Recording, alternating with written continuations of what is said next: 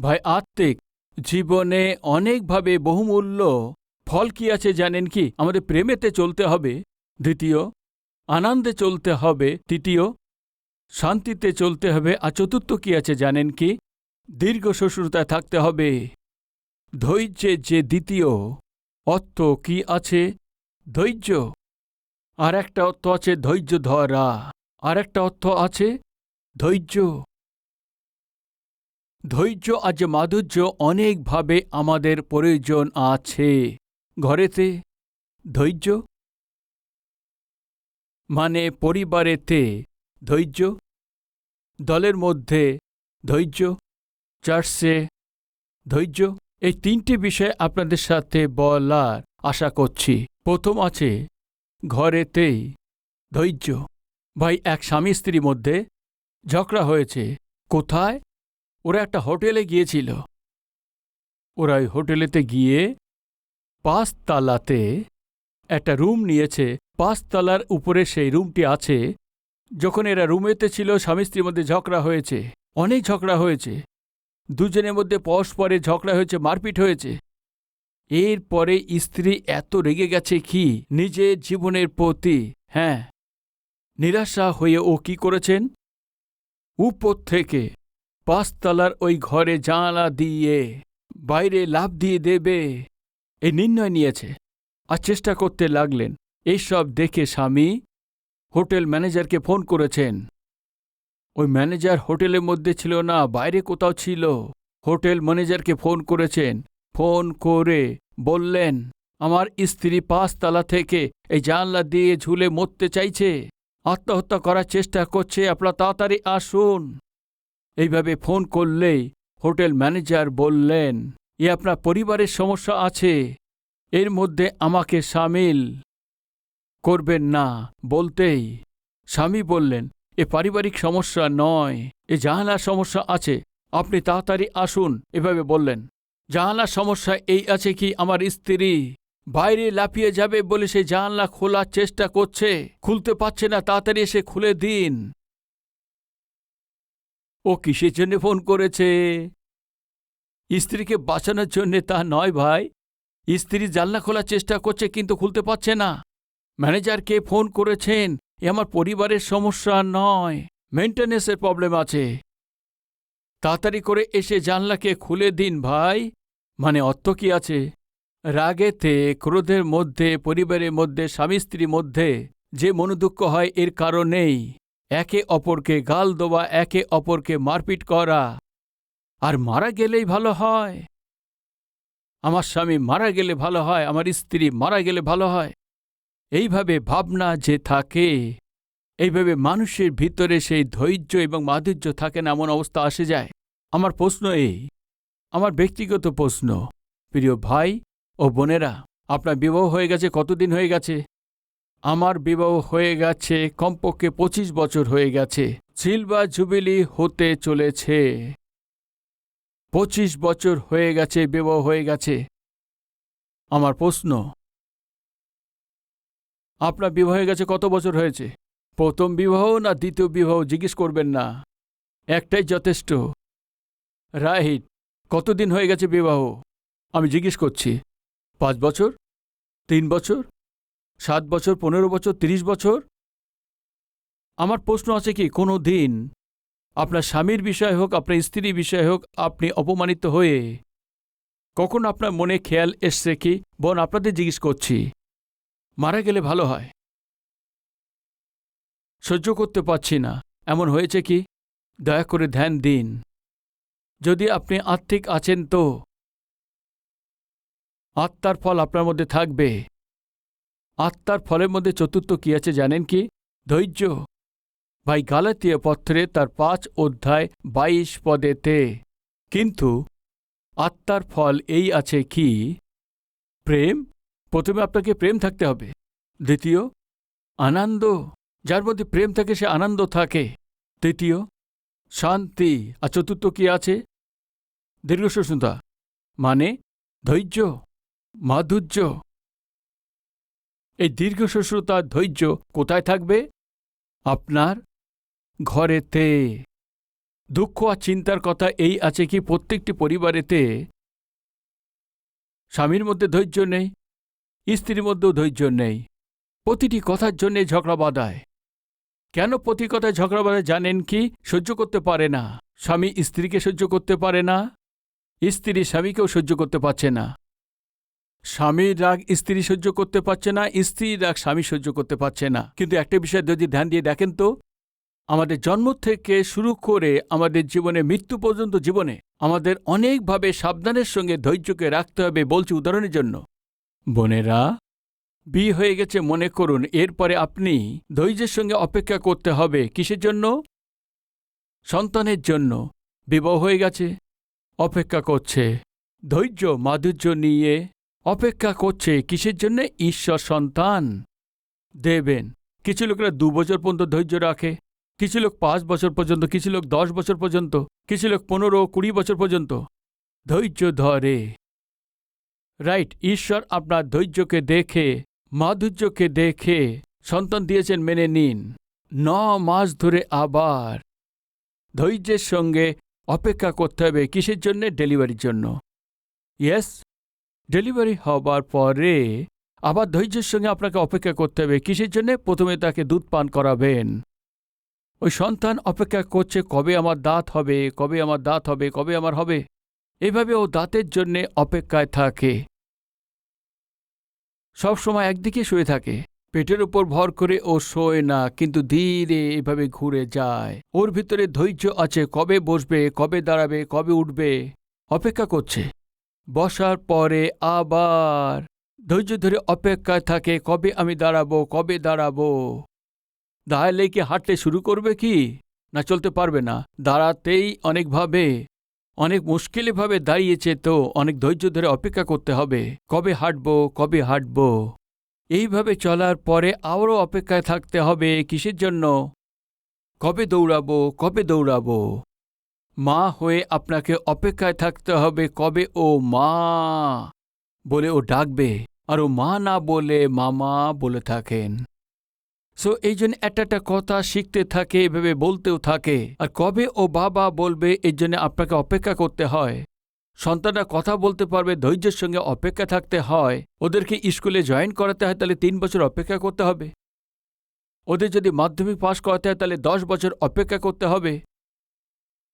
ওদের ডিগ্রিতে পৌঁছাতে হয় তো 13 বছর, প্রথম ক্লাস থেকে 10 ক্লাসের পরে এইচএস, এই 12 বছর পরে কলেজেতে ডিগ্রি করতে হয়, তো অপেক্ষা করতে হবে। ডিগ্রি শেষ হতে 3 বছর অপেক্ষা থাকতে হবে।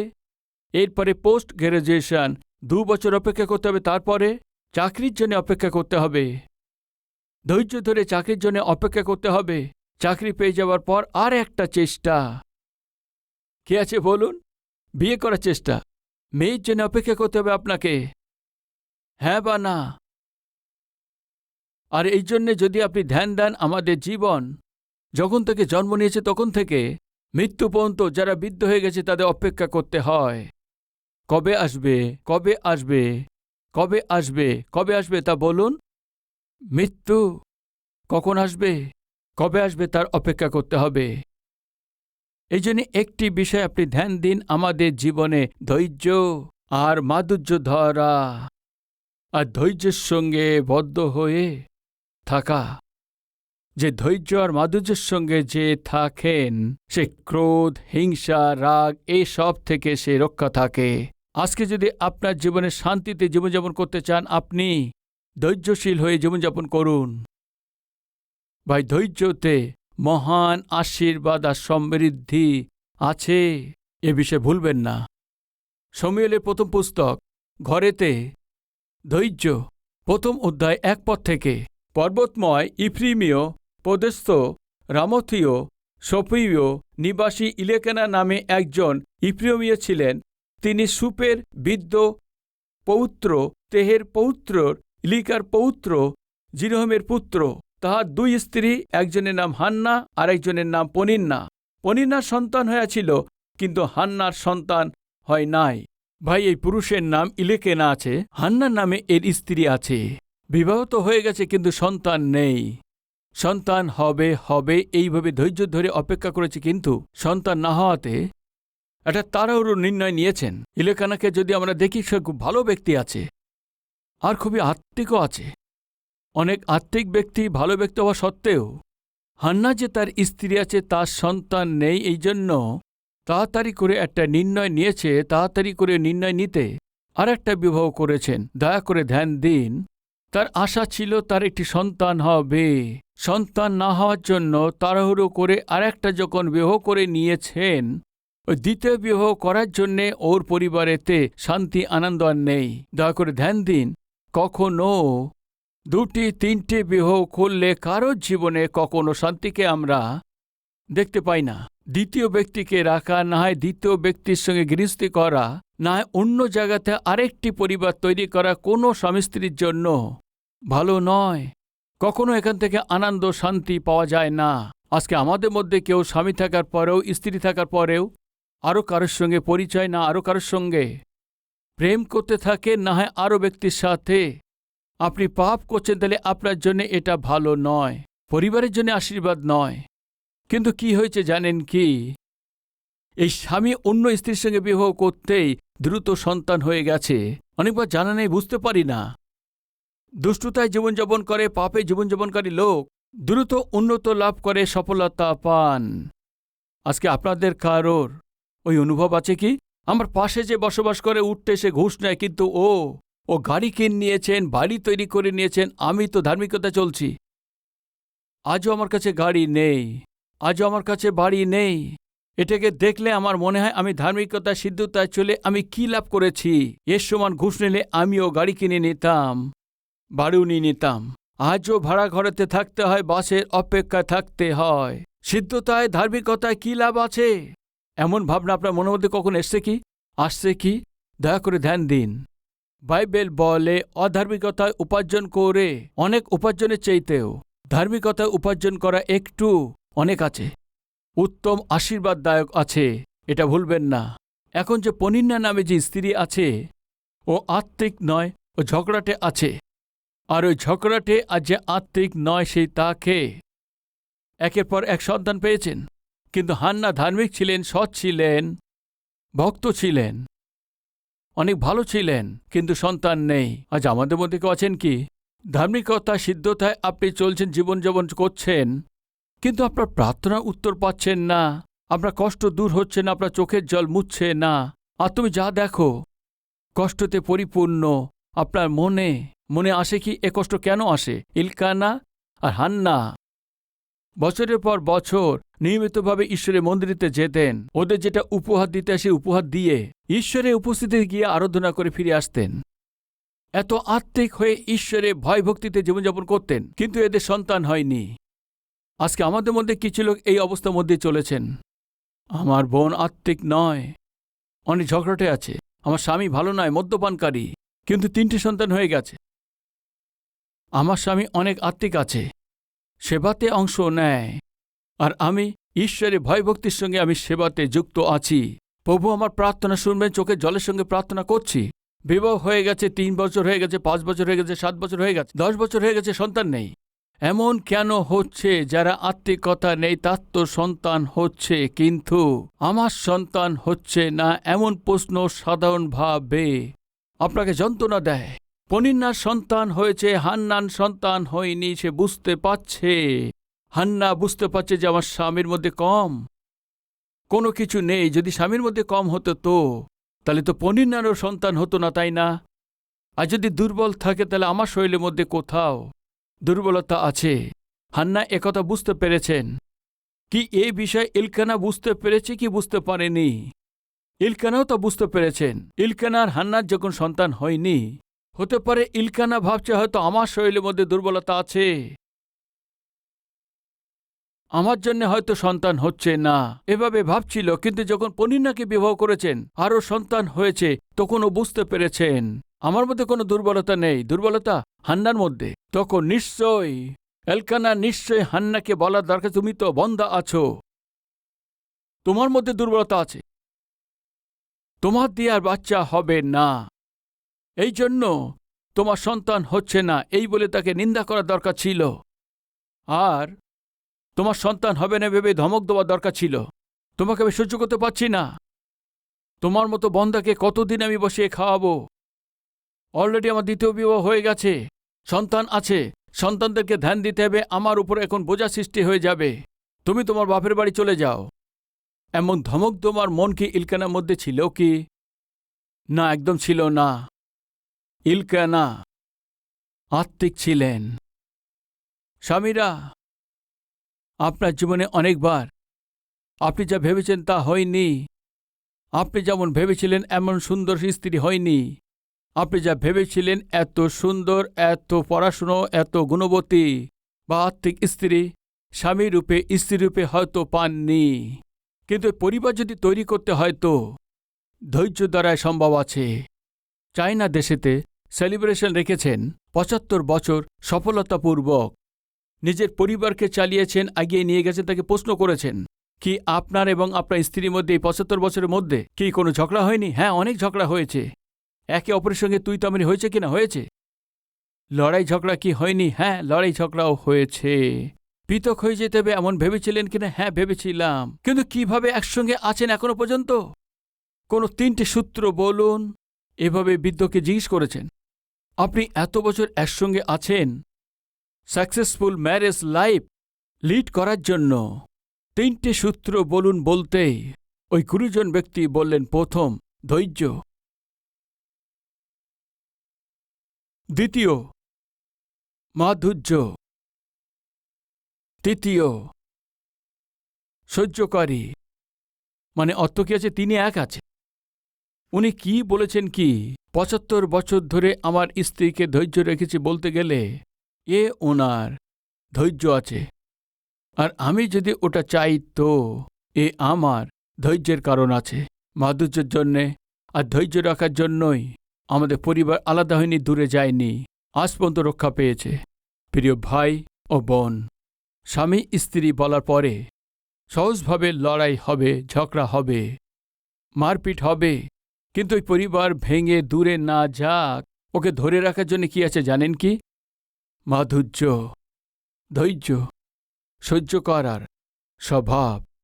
হান্নার প্রতি ইলকানার, ওর স্ত্রীর সন্তান নেই যখন ও দুঃখ পাচ্ছে এভাবে ক্ষুধায় থেকে, যখন সবসময় কাঁদতে থাকতেন, কোন স্বামী ধৈর্য রাখতে পারতে বলুন?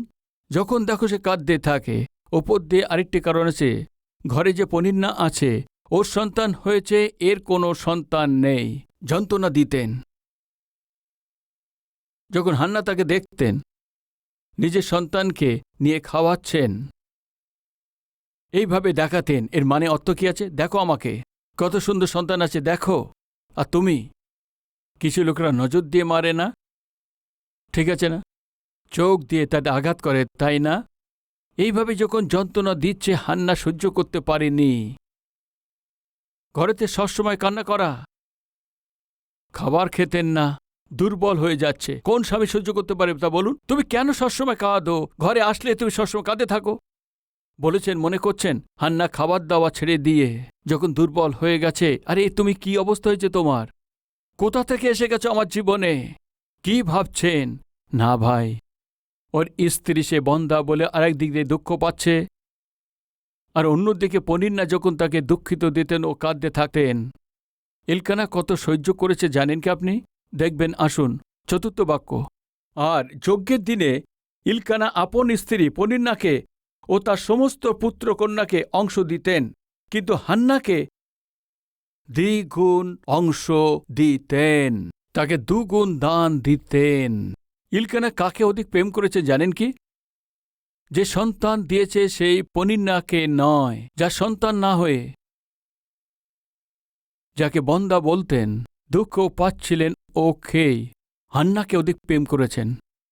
প্রিয় ভাইরা আর আমার প্রিয় বোন, সত্যি যদি আপনি ভালো স্বামী হন আর আপনার আশা অনুসারে আপনার স্ত্রীর শরীর যদি ভালো না হয়, বারবার হসপিটালে যেতে হয়, শরীরে বড় স্বাস্থ্যবান নেই, দুর্বল আছে, তবুও অধিক প্রেম করতে হবে, এটাই। আর আমি করেছি তো। এমন রুগীকে কেন বিয়ে করেছি? মারা যাচ্ছে হসপিটালে যেতে যেতে, ঔষধ কিনতে পাচ্ছি না, ডক্টরের পিছনে ঘুরতে হচ্ছে, যতটা উপার্জন করেছি সব তোমার অসুখের জন্য নষ্ট করেছি। এইভাবে বলার সে স্বামী ছিল না। ইলকেনা কাকে বেশি ভালোবেসেছেন জানেন কি? সন্তান নেই সেই বন্ধাকে নিয়ে এসে বারবার যে দুঃখিত হচ্ছিলেন, বারবার যে সে তিনি ব্যাকুল হচ্ছিলেন, ওই স্ত্রীকে অধিক প্রেম করেছেন। কেন জানেন? ও মানসিকভাবে অনেক দুর্বল হয়ে গিয়েছিলেন, সন্তান নেই বলে যন্ত্রণা পাচ্ছিলেন। এসব জানার পরে ইলেকানা স্ত্রীর প্রতি অনেক অধিক প্রেম দেখিয়েছেন। স্বামীরা, আপনার স্ত্রী যদি অসুখে পড়ে, দুর্বল হয়, দুঃখিত আছে আর মানসিক শারীরিকভাবে যদি দুর্বল হয়ে আছে, তো স্বামীরূপে আপনার দায়িত্ব অধিক প্রেম করতে হবে। প্রিয় বোনেরা, আপনার আশা অনুসারে আপনার স্বামী যদি এত বুদ্ধিমান না হয়, ভালো সে বুদ্ধিমান নয়, ভালো সে চাকরি করে না, আমদানি অনেক কম আছে, স্বামীকে প্রেম করার আর তার দুর্বলতাকে সহ্য করার দায়িত্ব আপনারই আছে। করেছি তা তোমার মতোই ব্যক্তির সঙ্গে কেন বিয়ে করলাম, নরকে দুঃখ পাচ্ছি, এই বলে নানা প্রকারভাবে স্বামীর সঙ্গে ঝগড়া করতে পারেন। আপনার স্বামী দুর্বল আছে, বুদ্ধিমান নেই, এই জন্য পড়াশুনো নেই, এই জন্য আপনি যেমন ভেবেছেন তেমন ইচ্ছা আপনাকে তা পূর্ণ করছেন না। গাড়ি বা বাড়ি বা ফার্নিচার বা নিজেদের জন্য বাড়িও কিনতে পারছে না, এই ভেবে নিজের মতো গাল দেবেন না। ইলকানার কাছে সুযোগ ছিল, সে দিনভর তার স্ত্রীকে গালাগালি দিতে পারত। কি পেয়েছ আমাকে, বন্ধা স্ত্রী, সহ্য করতে পারছি না তোমাকে। পনিনাকে দেখো, সে কত সুন্দর সন্তান দিয়েছে, কিভাবে আমার ইচ্ছা পূর্ণ করেছে। তুমি তো ওপর দিয়ে খাবার দাবার ছেড়ে দিয়ে দুর্বল হয়ে গেছ। সারাদিন তুমি কাঁদতে থাকো, এইভাবে কান্না চেরা কিভাবে দেখব? এসব কথা বলেননি ভাই। ঘরে কত ধৈর্য রাখতেন তা দেখুন। ওর স্ত্রী যখন দুর্বল হয়ে গেছে, অসহায় হয়ে গেছে, বন্দা সহ্য করতে পারছে না, আর ওর মধ্যে দুর্বলতা আছে, যখন ও জানতে পেরেছে যে নে, ও যখন দুঃখিত হচ্ছে, আর উপর দিয়ে যে ঘরেতে যে পনিন্না আছে, বারবার তাকে যে যাতনা দিতেন, সহ্য করতে না পেরে তার স্ত্রীকে বলে দিতেন, আমার দিয়ে হচ্ছে না। কি হয়েছে হান্না? পনিন্না আমাকে কাঁদাচ্ছে, আমাকে যন্ত্রণা দিচ্ছে, আমার আহার করার কোনো মন নেই, জীবনের প্রতি আমার কোনো আশা নেই, আমি বাঁচতে চাই না, আমি মরতে চাই। স্বামী ঘরে ফিরলেই এভাবে বসে কাঁদতে থাকলে কোন স্বামী সহ্য করতে পারে? পনিন্না কি করতেন দেখবেন তা আসুন। 6 পদ থেকে। সদাপ্রভু তার গর্ব রুদ্ধ করাতে সপত্নী তার মনস্তাপ জন্মাবার চেষ্টায় তাহাকে বিরক্ত করিতেন। পনিন্না প্রতিদিন সে হান্নাকে যত্ন দিতেন, কষ্ট দিতেন, প্রতিদিন বিরক্ত করতেন, আঘাত দিতেন। আজকে আমাদের মধ্যে কেউ আছেন কি? আপনার পরিস্থিতি ঠিক আছে, আপনি চাকরি পেয়ে গেছেন, আপনি সন্তান পেয়ে গেছেন, এই জন্য যাদের সন্তান নেই, বাচ্চা নেই, তাদেরকে বিরক্ত করেন, যাদের কাছে চাকরি নেই, কথায় কথায় দুঃখিত করেন। আপনি একটু পরিষ্কার আছেন, তাই কালো লোকদেরকে দেখে, আপনি রঙকে দেখে, আপনি একটু পড়াশোনার লোক আছেন, অশিক্ষিত লোকদের দেখে কাঁদানোর স্বভাব কি আপনার মধ্যে আছে কি? মুখে যা কিছু বলে দেওয়া, যন্ত্রণা দেওয়া, এ ভালো স্বভাব নয়, দুষ্টুতা আছে। পনিন্নার সন্তান আছে এই জন্য, আর হান্নার সন্তান ছিল না, তাকে অনেক বিরক্ত করতেন, অনেক যাতনা দিতেন। দয়া করে যাতনা দেবেন না। আপনার ঘরে যে বৌদি আছে, আপনার ঘরে যে বৌমা আছে, আপনার ঘরে যে ননদ আছে, আপনার ঘরে যে শাশুড়ি আছে, তাদের যাতনা দেবেন না। পনিন্না বাচ্চা জন্ম দিয়েছেন, কিন্তু ওই বাচ্চা কি আছে তা কেউ জানে না, ওই সন্তানের নাম কি আছে কেউ তা জানে না, ওদের কি হয়েছে কেউ তা জানে না। কিন্তু হান্না যে সন্তানকে জন্ম দিয়েছেন, সমুয়েল হয়েছেন, ভাওবাদী হয়েছেন, যাজক হয়েছেন, বিচারকর্তা হয়েছেন। ভুলবেন না, দেরি হয়ে যাচ্ছে বলে ভেবে যন্ত্রণায় পড়বেন না। আপনার জীবনে উত্তর দেরিতে পাচ্ছেন ভেবেই স্বামীর সঙ্গে ঝগড়া করবেন না, স্ত্রীকে মারার চেষ্টা করবেন না, রাগ আর ক্রোধকে দেখাবেন না। পরিবারেতে প্রতিটি স্বামী স্ত্রীর মধ্যে বিপরীত পরিস্থিতির মধ্যে যে গুণ দেখাতে হয়, সে অদ্ভুত ভালো গুণ কি আছে তা বলুন? ধৈর্য, মাধুর্য, ধৈর্য রাখা স্ত্রী, ধৈর্য রাখা, সহ্য করার স্বামী। না চিৎকার করেন, না চেঁচামেচি করেন। আজ যদি আপনি চিৎকার চেঁচামেচি করছেন, তো আপনি আত্মিক একদমই তা নন। আজকে একটা নির্ণয় নেবেন কি, আমি আমার স্ত্রীকে উত্তম স্বামী রূপে, ভালো স্বামী রূপে আজ থেকে প্রেম করব। আমার স্ত্রীকে একটা উত্তম গৃহিণী রূপে আমি প্রেম করব। আর যদি দুর্বলতাকে সহ্য করব, আমি আমার পরিবারকে তৈরি করব। কেউ বলছেন আসুন একসঙ্গে মিলে প্রার্থনা করি।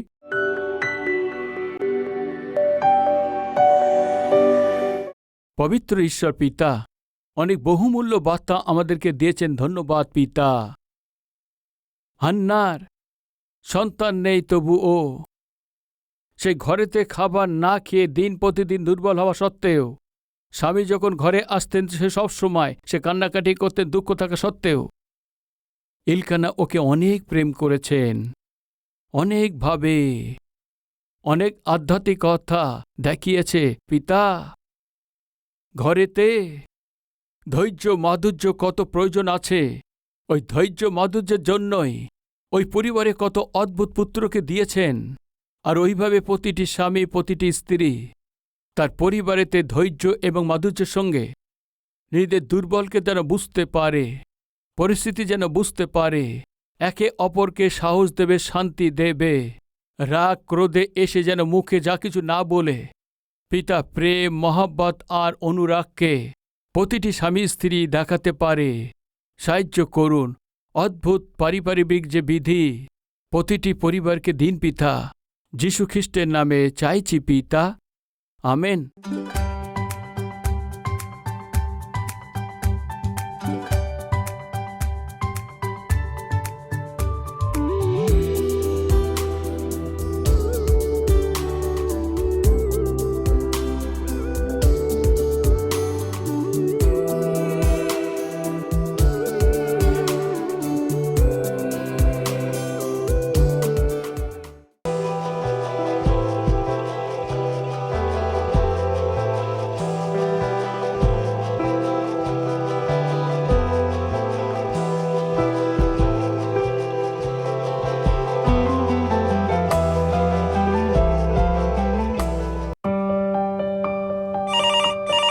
শালোম। কালভেরি প্রেয়ার টাওয়ারে আপনাকে স্বাগতম। পৃথিবীতে তোমাদের দুইজন যাহা কিছু যাচনা করিবে সেই বিষয় যদি একচিত্ত হয়, তবে আমার স্বর্গস্থ পিতা কর্তৃক তাহাদের জন্য তাহা করা যাইবে। এমন যীশুখ্রিস্ট আমাদের শিখিয়েছেন। আপনার সাথে মিলে আপনার যা প্রয়োজন আপনার সাথে প্রার্থনা করার জন্য প্রভু সেবক ডক্টর পি সতীশ কুমারের দ্বারা শুরু করেছেন আশ্চর্য সেবা কাজ আছে কালভেরি প্রেয়ার টাওয়ার। আপনি যে রাজ্যে থাকুন আর আপনি যে ভাষায় কথা বলুন, আপনার সাথে মিলে আপনার ভাষাতে আপনার প্রয়োজনের জন্য 24 ঘন্টা প্রার্থনা করার জন্য প্রার্থনা যোদ্ধা তৈরি আছে। প্রতিদিন 5000-এর বেশি প্রার্থনা অনুরোধ আমাদের কাছে প্রার্থনার জন্য আসে।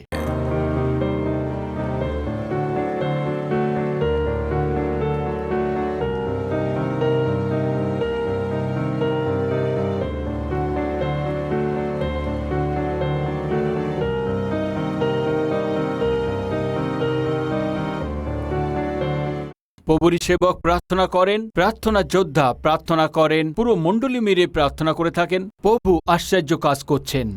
আজ যদি আপনার প্রার্থনা প্রয়োজন থাকে, স্ক্রিনে দেখতে পাচ্ছেন ওই নাম্বারে আপনি কল করুন। আমাদের প্রার্থনা যোদ্ধার সাথে আপনি প্রার্থনা করুন আর আপনি প্রভু থেকে উত্তর পান। প্রার্থনা প্রয়োজনের জন্য আমাদের যোগাযোগের নাম্বার আছে।